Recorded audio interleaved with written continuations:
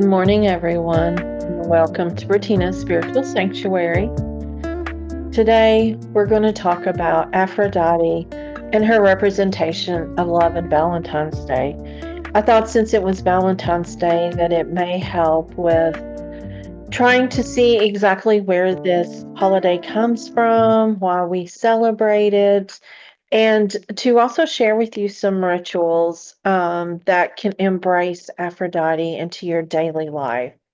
So let's first start out with who she is. We hear a lot about her. We all know about her and coming out of the ocean and being the goddess of love and beauty and passion. But what do we really know about her? She's become one of the most influential deities in shaping how love is perceived in Western cultures. Her mythology and symbols and associations with romantic love have indirectly influenced traditions like Valentine's Day, which celebrates love and desire and affection. So, where did she come from? There are a couple of different ideas. One is from, okay, I'm going to mispronounce this, I know it is, but there's two main versions of her birth. One is Hesiod's Theogony, it's the older version, and she was born from sea foam, where the Titan Cronus castrated his father, Uranus, and threw his severed genitals into the ocean. Okay, what a creation story, right? The sea churned, and from the foam, Aphrodite emerged, fully grown, breathtakingly beautiful, arriving on the shores of Cyprus on a scallop shell. Homer's Iliad is the most recent version, and we talk about her being the daughter of Zeus and Dion, making her part of the Olympian pantheon. So she started out as part of the Titan Cronus lineage, and she's also been taken on as the Olympian pantheon. But in both versions, she's always very beautiful. She always represents love and passion, and she also represents the power of attraction. She's always seen riding a seashell. She always has roses around her, doves, swans, and apples. And all of these have become symbols of love and romance. Apples, even today, are said that if you peel the peel off of an apple, the letter that the peel becomes is the first letter of your true love. So all of these started thousands of years ago and now is here. But Aphrodite is not just the goddess of romantic love, she also ruled over self love. And this month we have been talking about that. We've talked about physical attraction, seduction, pleasure, and sacred union. She was both a passionate lover, she was a fierce protector of love, and she influenced a lot of myths. There are so many myths about Aphrodite, one of them being about Aphrodite and Adonis. The belief was that she deeply loved this mortal guy named Adonis, and he was killed, and he symbolized the cycle of love, loss, and rebirth for her. There's also the story of Aphrodite and Hephaestus, where she married Hephaestus, the god of blacksmiths. She had an affair with Ares, the god of love, and then from this there was a lot of themes of passionate love versus duty-bound relationships. Should you follow who you love, or should you follow who you are bound to? And that is a lot of the stories about being loyal within your marriage. Also, the story of the judgment of Paris, where her beauty was so unparalleled. She's the most beautiful woman that Paris of Troy awarded her the title of the fairest. And this led to the Trojan War when she gifted him Helen of Troy, the most beautiful woman. Her stories often blend a lot of divine love with mortal desire, showing that love can be both blissful and destructive, gentle and fierce. And a lot of her stories do talk about the fact that love is so passionate and so fierce, but whenever it's very gentle, very blissful, there's a lot more of the happiness. So she is always a very strong figure when it comes to the connection to Valentine's Day. She always has doves around her. Those are her sacred birds. And for her, doves represent peace and love and devotion, thus, the devotion of love. Roses are also part of her symbol of passionate love because legend says that the first red rose grew from her tears and Adonis's blood. And that because of this, this rose is so much a symbol of passion. Apples, again, represented love and desire in her stories, where she's often depicted holding a golden apple. I kind of find it funny that it's a golden apple, and I always wonder if it's a Granny Smith apple because it's a little sour, and if that is something that that plays into the whole, or is that just my experience with Granny Smith apples? Um, the rose quartz is connected to her energy. This crystal says that it holds self-love and romantic attraction. So you have to love yourself before you can have someone love you, and to truly love yourself and to have someone truly love you for who you are. When you don't love yourself, you seek that love in other people and they can't provide it to you as a fulfillment of how you feel for yourself. So the rose quartz tend to embody the balance of both. Oceans and seashells also represent her birth from the sea, and it links her to the fluid nature of love. The fact that love is ever changing and is forever. And because of this, these symbols later kind of merged and connected with Roman traditions, leading her association with the Valentine's Day. When Aphrodite herself is not directly tied to Valentine's Day, her influence on the Roman goddess Venus, who's her counterpart, shaped the holiday evolution. So you have Aphrodite and Venus. The Romans adopted Aphrodite as Venus, the goddess of romantic love, fertility, and beauty. This always confused me whenever I was in middle school learning Greek and Roman mythology because they would have names in each culture and I would be like, "Ooh, I really like this one," and come to find out they were the same one, like Aphrodite and Venus. Venus was honored during different festivals, especially a pagan fertility celebration that also influenced Valentine's Day. And in ancient Rome, love spells and rituals and romantic gestures were made in honor of both Venus and Aphrodite, mirroring the modern Valentine's Day tradition, like giving gifts and writing love notes. But St. Valentine's Day was officially established by the Catholic Church in the 5th century to Christianize Lupercalia, which is the pagan fertility celebration. And I'm sorry if I mispronounced that. But despite its religious shift, Aphrodite's symbols of love, passion, and beauty remained, hence why modern Valentine's Day features roses and doves and chocolates and poetry, all reminiscent of her divine love. Now, Aphrodite remains an eternal icon of love, beauty, and sensuality, and she continues to inspire self love practices that we are going to look at here in just a moment, such as like mirror affirmations, anointing rituals, and self care.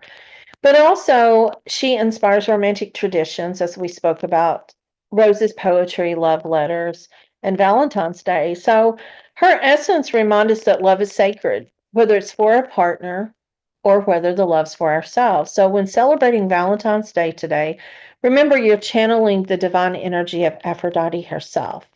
And she would say to love fiercely, live beautifully, and embrace your inner goddess.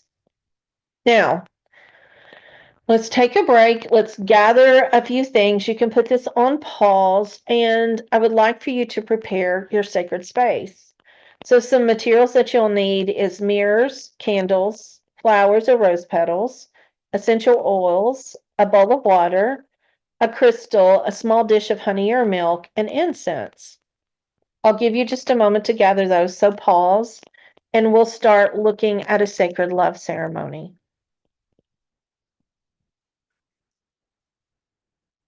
Aphrodite teaches us that self love is not selfish, but it's sacred. It's something that we have to do for ourselves. Through these rituals that I'm going to take you through, you're going to awaken your inner goddess, nurture your self worth, and really bring about a radiant love that comes from within. The sacred self love ceremonies include everything from meditation, anointing, sacred bathing, mirror work, and it honors you as a divine vessel of love and beauty. So let's begin. Let's gather all of the materials that we spoke about and creating a dedicated ritual space. We're going to infuse it with Aphrodite's energy, and this is going to act as your personal temple of love, beauty, and self care. So, again, you'll need a mirror, candles, fresh flowers, essential oils, a bowl of water, crystals, a small dish of honey or milk, incense, and a journal. And remember, the colors that best work with these are pink, rose, red, white, those types of things, rose quartz. Those all are reminiscent of Valentine's Day. So, wherever we're going to begin setting up your altar or your sacred space, place a representation of Aphrodite there. This can be a statue, it can be a simple seashell. You can do a picture if you have oracle cards or a picture from the internet. Just have, or even a Valentine's Day card with Aphrodite on it. Just have an image there. Arrange the candles in a triangle formation for harmony. So there's 3 triangles. I want you to take the rose petals and sprinkle them around the altar. I'll pause and give you a moment to do that, but just don't think about it. Just hold the rose petals above and just sprinkle them. Set a bowl of water to symbolize Aphrodite's connection to the sea. Light your incense to cleanse the area. Or if you do Reiki, do the Reiki symbols around. And play soft music or ocean sounds, I would think would be the best to bring in Aphrodite's presence. Now I want you to stop for a moment. Take in 3 deep breaths.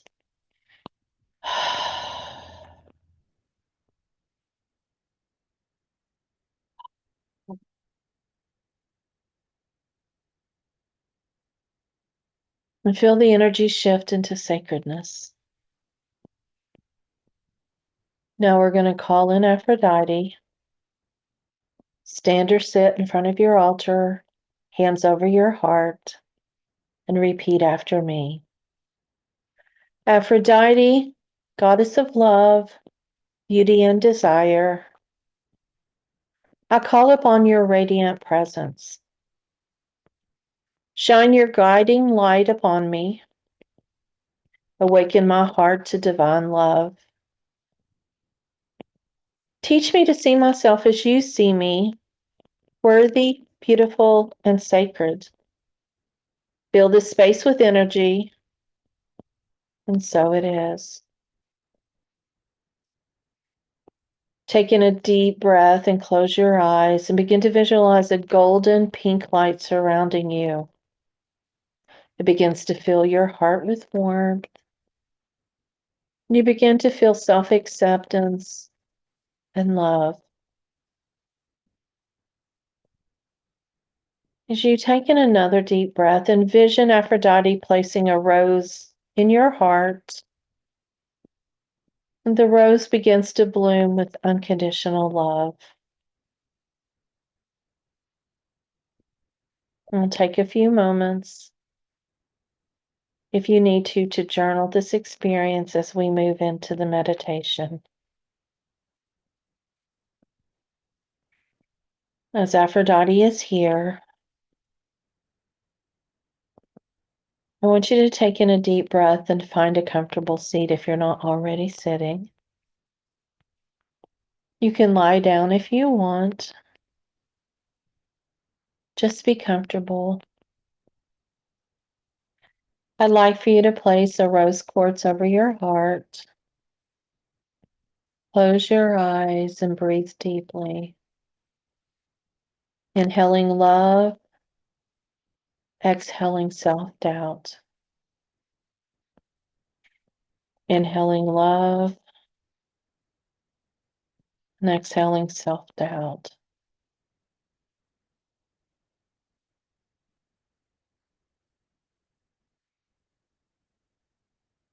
Now imagine yourself standing on the shore at sunrise. The waves are gently blowing in and out. The water's gently kissing your feet. You look up and you see that the sky is a beautiful soft pink. You take in a deep breath and you open your eyes a little more, and you notice that Aphrodite emerges from the sea. She begins to walk towards you. Her presence radiates everywhere. Her hair is flowing like golden silk. You just feel the love. She continues to walk through the water, and she places her hands on your heart. She whispers to you, "You are divine, you are loved, and you are radiant."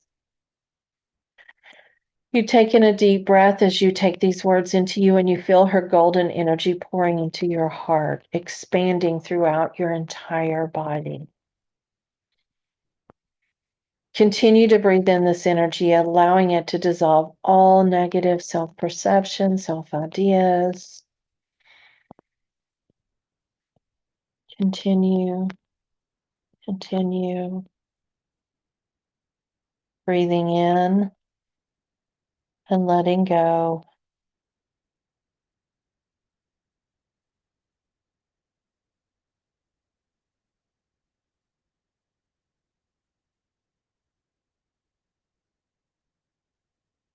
Now think about this. Now, if you want to do a journal, it's okay. You're welcome to take out a journal. But I want you to think about how you feel right now.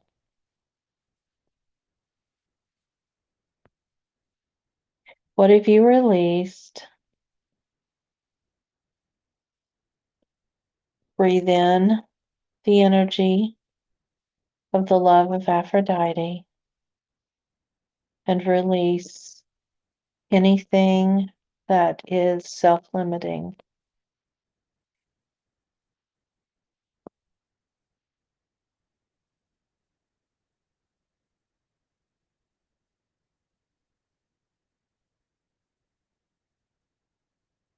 As you feel renewed, as you feel as if things have been released, slowly, gently open your eyes and begin to journal.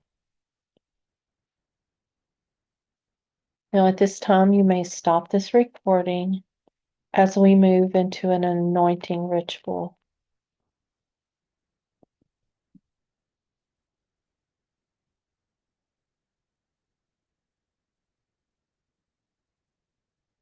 If you do not do well with meditation, or maybe you might not have time or the space to be able to do it quietly, an anointing ritual is the next best thing.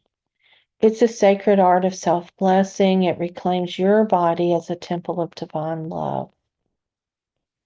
All you have to do is take a drop of essential oil, rose, or anything representing love to you, and gently warm it between your fingers. And then follow me as I direct you on where and what to say.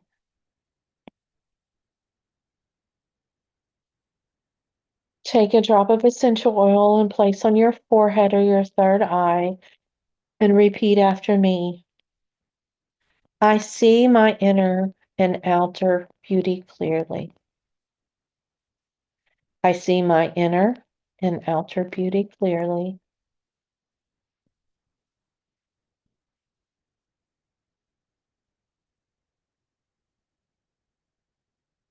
Move to your heart center and repeat, I am worthy of my own love. I am worthy of my own love.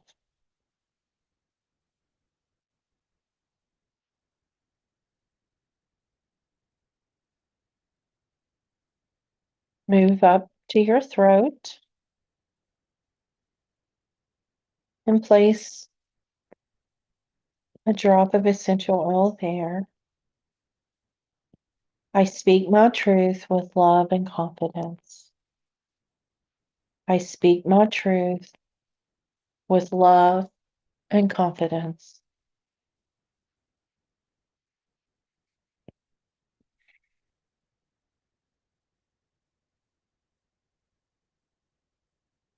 Now place the essential oil on both of your wrists.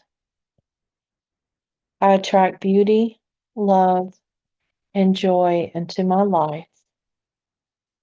I attract beauty, love, and joy into my life.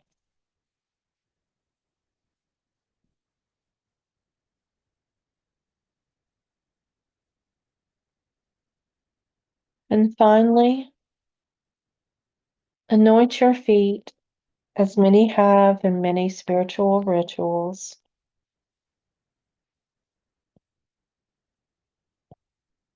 and repeat, I walk confidently in my divine essence. I walk confidently in my divine essence. These rituals seals in your self-love energy within your physical body. Take a few moments to stop this recording and journal on your experiences. Which of the affirmations seem to really resonate with you? Which ones were harder to say?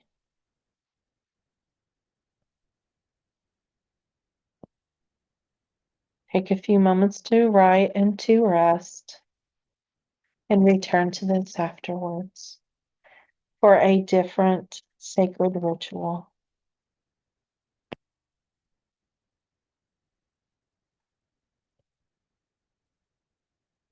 Now, as a water priestess, the essential oils are wonderful, but sacred bathing rituals to me are more powerful.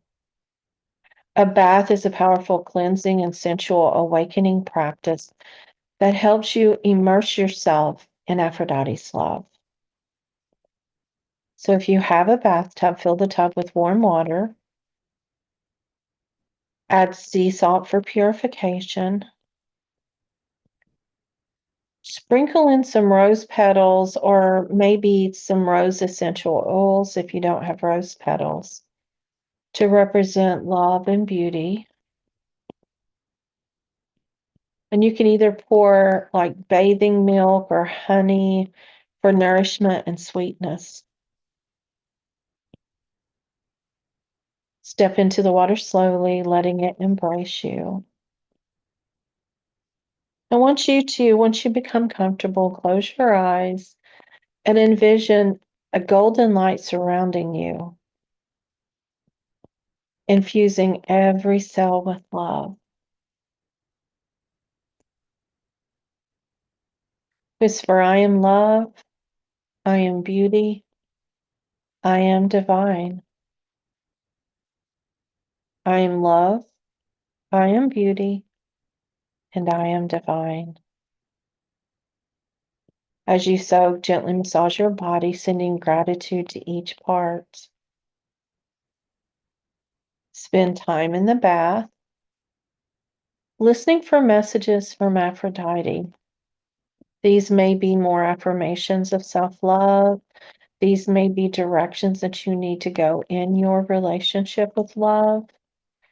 Or it may just be comforting messages that tell you that you are exactly who and what you're supposed to be.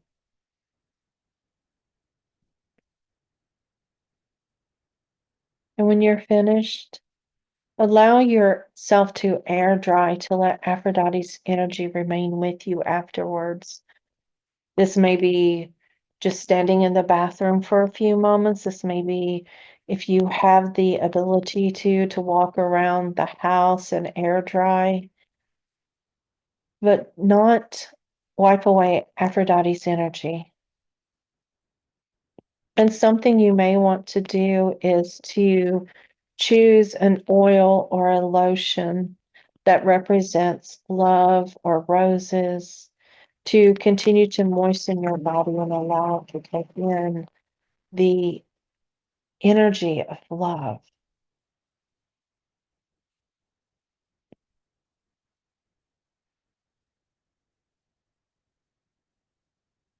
Now you may stop here and we're going to continue with the final ritual, which is a mirror work ritual. You can do these in any order you want. You can do the mirror work and then bathe after to let go of things. You can do the bath and then do the mirror work so that you're cleansed and you feel as if you have the love to go through the mirror work. All of it is exactly, you can do the meditation in the bath. This is your connection with Aphrodite. Do not think you have to do this in order. And these are written out on my blog on my website. And the link is in the comment section of the video, the description. So mirror work is a transformative practice. It helps dissolve negative self-perceptions and it helps you enhance self-love. It is a hard thing to do, as I've said before. You simply stand in front of a mirror and you look into your own eyes. You say, "You're beautiful." You place your hand over your heart. "You are enough." Place your other hand over your heart. "You're worthy of divine love." If self-doubt arises, acknowledge it, but do not attach to it. Let it go. Continue to say, "You are beautiful. You are enough. You're worthy of divine love," and any other affirmation that you feel fits your situation, that resonates with you, that brings you self-love. Continue to touch your face, your hair, your body. Give yourself a hug. And just envision Aphrodite admiring herself, admiring you, loving you for exactly who you are. This may take a while to get used to, so you're welcome to stop here and do anything that you need to continue to overcome any self-doubt. And as we begin to close the ritual, we want to thank Aphrodite for her presence. You can repeat after me if you wish, or you can create your own. I'm simply going to say, "Aphrodite, I honor and thank you. May your love and beauty always flow within me." So it is. You can blow out your candles, feeling the love as it's glowing inside. You can journal. You can take a nap. Sometimes I feel like naps are the favorite things, my favorite things after all of this. Now, this is the thing. You have so much of Aphrodite's energy right now on Valentine's Day, but there are a lot of ways to keep her energy with you at all times. You can wear rose quartz jewelry as a reminder of self-love. You can eat sensual food, dance, wear silky clothes, soft, comfortable clothes. The sensual pleasures do make us feel as if we are a goddess. Remember to always speak kindly to yourself. Maybe make it into a morning and evening ritual. Tell yourself good morning. Thank yourself.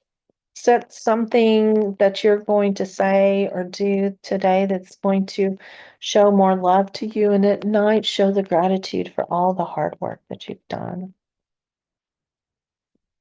Honor your beauty. We are all beautiful. You may do self-care. You may do something creative.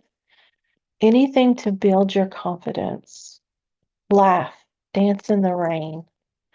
But the thing is, though, love yourself first, and the love will radiate effortlessly from you. And then love will come to you.